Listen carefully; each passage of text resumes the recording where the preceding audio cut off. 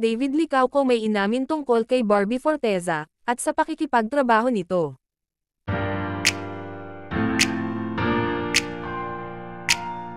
Ang masikip na schedule ay nag-iwan sa kanya ng kaunting tulog sa karamihan ng mga araw. Ngunit hindi ito naging hadlang sa kanyang pagdalo sa grand opening ng bagong establishment ng Blue Water Day Spa sa Estancia Mall sa Pasig City noong Biyernes 11 ng Agosto taong 2023. Siya ang gumabay sa event bilang isa sa mga VIP guest na nangunguna sa ribbon cutting kasama ang mga nangungunang executive ng Blue Water Day Spa na sina Nancy Go, kaliwa, at Mary Go Simisim, kanan. Kinuha rin ito ni David bilang isang pagkakataon upang makilala ang kanyang pinakatapat na mga tagahanga. He told the press, including, "I really went here because I believe in the brand, number 1. Number 2, sila yung nagtiwala sa akin before, and to see you guys." Ang kaganapan ay nagudyok kay David na magpahinga at gamutin ang kanyang sarili pagkatapos ng mga linggo ng pagsusumikap. Binanggit ni David na kadalasang pinipili niya ang isang athlete's massage para makatulong sa kanyang paggaling mula sa stress at para makapaghanda para sa physically demanding action scenes ng kanyang paparating na teleserye. "Sinisikap ko ang aking makakaya upang magkaroon ng oras," sabi ni David. "Sometimes, for example, wala akong ginagawa.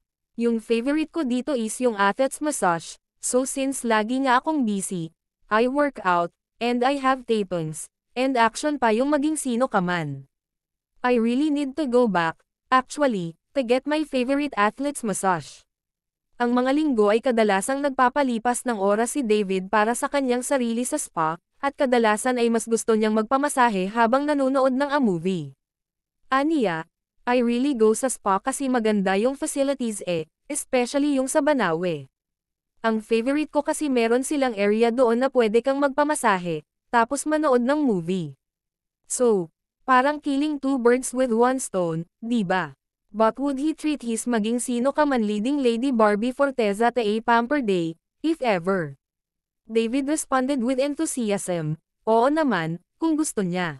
Mahilig din yung magpamasahe. Mahilig yun magpamasahe, so pwede natin bigyan." Speaking of Barbie, natanong si David kung kumusta na ang relasyon nila sa kanyang on-screen partner sa pagkakataong ito, lalo na't muli silang magkapareha matapos ang tagumpay ng tandem nila sa Maria Clara at Ibarra nitong nakaraang taon. Ibinahagi ni David na lubos niyang tinatangkilik ang kumpanya ni Barbie at ipinahayag ang kanyang kaligayahan sa pag-alam ng higit pa tungkol sa kanya habang nakikipagtulungan sa kanilang pinakabagong proyekto sa TV. Aniya, "I think it's only getting better all the time kasi, you know nga, yung time na we spend together almost every day, mas nakikilala ko siya. Pati yung mga nuances niya sa acting, mas na-experience ko. And it's such a joy to work with Barbie, of course, kasi napagaling, like yung love niya for acting is contagious." Idinagdag din ni David kung gaano kalaki ang impluwensya ni Barbie sa kanya. He admitted, "Dati madalas akong malate. Ngayon, hindi na. Dahil kay Barbie, nagagalit siya sa akin." Nang tanungin tungkol sa isang partikular na bagay na natuklasan niya tungkol kay Barbie sa pagkakataong ito, hindi matukoy ni David ang isang partikular na bagay. However, he mentioned, "Wala naman akong na-encounter na hindi ko nagustuhan kay Barbie. Kasi mabait siya as a person."